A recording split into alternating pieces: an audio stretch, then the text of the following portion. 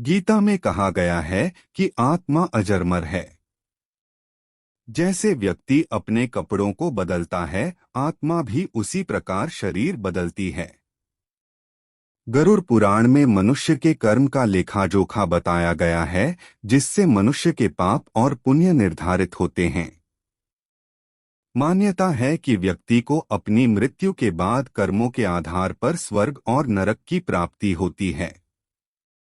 गरुड़ पुराण में यह भी बताया गया है कि कर्मों के आधार पर अगले जन्म में व्यक्ति किसी रूप में जन्म लेता है। आइए बताते हैं आपको गरुड़ पुराण क्या कहता है। इस तरह तय होता है अगला जन्म। महिलाओं का शोषण करने वाला। जो लोग महिलाओं का शोषण करते या कराते हैं, वो अगले जन्म में भयानक रोगों से पीड़ित होते हैं। वहीं अप्राकृतिक रूप से संबंध बनाने वाला अगले जन्म में नपुंसक, गुरु पत्नी के साथ दुराचार करने वाला कुष्ठ रोगी होता है। धोखा देने वाला। गरुड़ पुराण में बताया गया है कि जो मनुष्य छल, कपट और धोखा देते हैं, वो अगले जीवन में उल्लू बनते हैं। वहीं झूठी गवाही देने वाला दूसरे जन्म में अंधा पैदा होता है। हिंसा करने वाला। गरुड़ पुराण के अनुसार जो व्यक्ति हिंसा करके परिवार का पालन पोषण करते हैं, जैसे लूटपाट, जानवरों को सताना या शिकार खेलने वाले, अगले जन्म में किसी कसाई हत्थे चढ़ने वाला बकरा बनते हैं। परिवार को प्रताड़ित करने वाला।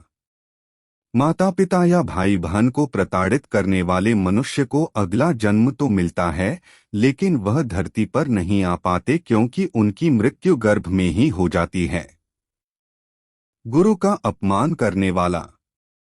गुरु का अपमान यानी भगवान का अपमान। ऐसा करना नरक के द्वार खोलने जैसा है। गरुड़ पुराण में कहा गया है कि गुरु से कुतर्क करने वाला शिष्य अगले जन्म में जल रहित वन में ब्रह्म राक्षस बनता है। पुरुष का महिलाओं जैसा व्यवहार। यदि कोई पुरुष महिलाओं वाला आचरण करता है, स्वभाव में महिलाओं वाली आदतें ले आता है, तो ऐसे पुरुषों को अगले जन्म में स्त्री का रूप मिलता है। मृत्यु के समय भगवान का नाम। अगर कोई मृत्यु के समय भगवान का नाम लेता है, तो वो मुक्ति के मार्ग पर अग्रसर हो जाता है। इसलिए शास्त्रों में कहा गया है कि मरते समय राम का नाम लेना चाहिए। हत्या करने वाला। स्त्री की हत्या, गर्भपात करने या कराने वाला भिल्ल रोगी, गाय की हत्या करने वाला मूर्ख और कुबड़ा, ये दोनों नरक की यातनाएं भोगने के बाद अगले जन्म चांडाल योनि में ही पैदा होते हैं।